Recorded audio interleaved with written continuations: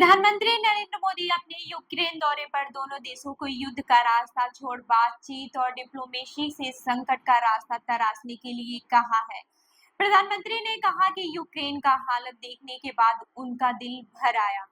आपको बता दें कि प्रधानमंत्री नरेंद्र मोदी शुक्रवार को यूक्रेन पहुंचे। वो यहां यूक्रेन के राष्ट्रपति वोलोदिमीर जेलेंस्की से मिले।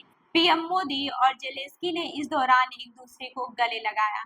ये वैसा ही नजारा था जैसा पीएम मोदी ने 6 हफ्ते पहले रूस के दौरे के दौरान राष्ट्रपति व्लादिमीर पुतिन को गले लगाया था।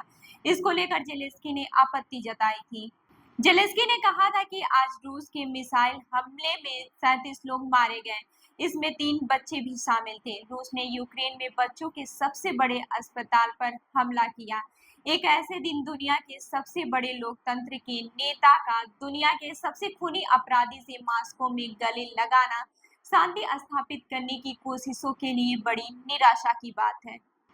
ऐसे में पीएम मोदी की इस यात्रा को संतुलन साधने के तौर पर देखा जा रहा है। इसके बाद चर्चा हो रही है कि यूक्रेन और रूस के बीच जारी संघर्ष को लेकर मोदी और जेलेंस्की में क्या बात हुई, इससे क्या हासिल हुआ। आपको बता दें कि पीएम नरेंद्र मोदी ने वोलोदिमीर जेलेंस्की को गले लगाते हुए photo social media platform x पर पोस्ट की। तस्वीर में पीएम मोदी यूक्रेन के राष्ट्रीय संग्रहालय में एक मल्टीमीडिया प्रदर्शनी का मुआयना करते हुए दिख रहे हैं। पीएम मोदी ने कहा, संघर्ष विशेष रूप से छोटे बच्चों के लिए विनाशकारी है। मेरी संवेदना उन बच्चों के परिवार वालों के साथ है जिन्होंने अपनी जान गंवाई। मैं प्रार्थना करता हूं कि उन्हें अपना दुख सहने की शक्ति मिले।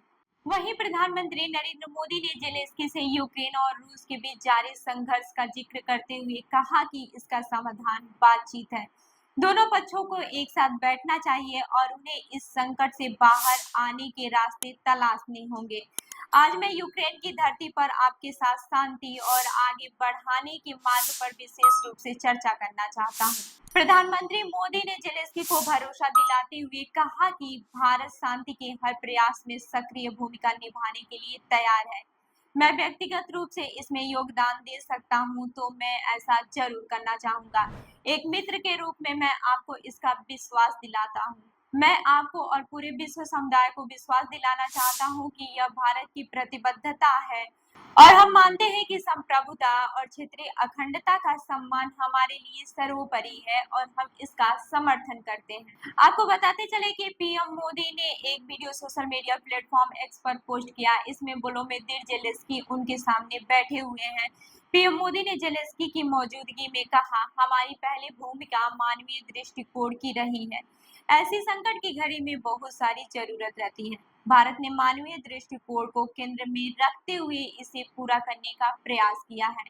मैं आपको विश्वास दिलाता हूं कि मानवीय दृष्टिकोण से जिस प्रकार की भी मदद की आवश्यकता होगी, भारत हमेशा आपके साथ खड़ा रहेगा। वहीं पीएम मोदी ने रूस यात्रा के दौरान राष्ट्रपति व्लादिमीर पुतिन से हुई वार्ता का जिक्र करते हुए कहा कि उन्होंने पुतिन से कहा था कि यह युद्ध का समय नहीं है। मोदी ने आगे कहा कि मैंने स्पष्ट शब्दों में कहा था कि किसी भी समस्या का समाधान कभी भी रणभूमि नहीं होती है। समाधान केवल बातचीत, संवाद और कूटनीति के माध्यम से ही होता है और हमें समय बर्बाद किए बिना उस दिशा में आगे बढ़ना चाहिए। बहरहाल पीएम मोदी के साथ अपनी बैठक पर वोलोदिमीर जेलेंस्की ने कहा कि बहुत अच्छी बैठक हुई, यह एक ऐतिहासिक बैठक है। उन्होंने कहा कि पीएम मोदी के आने के लिए बहुत आभारी हूँ। यह कुछ व्यवहारिक कदमों के साथ एक अच्छी शुरुआत है। उनके यानी पीएम मोदी के शांति पर कोई विचार है तो हमें इस पर बात करने में खुशी होगी।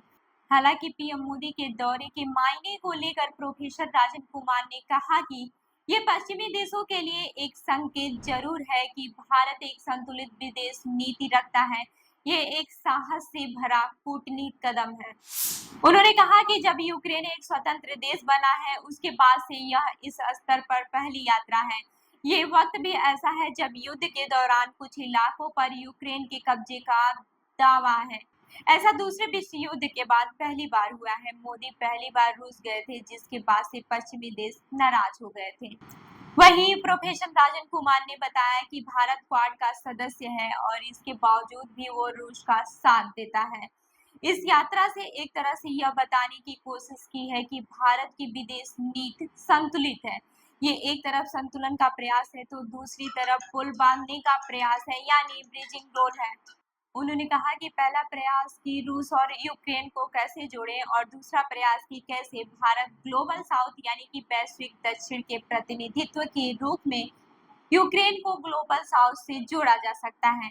ऐसा इसलिए क्योंकि युद्ध का बड़ा प्रभाव ग्लोबल साउथ पर हुआ है। साथ ही प्रधानमंत्री ने इस दौरे पर यह भी कहा कि यह युद्ध का नहीं बुद्ध का समय है, यानी यह दौरा कहीं न कहीं शांति की कोशिश है।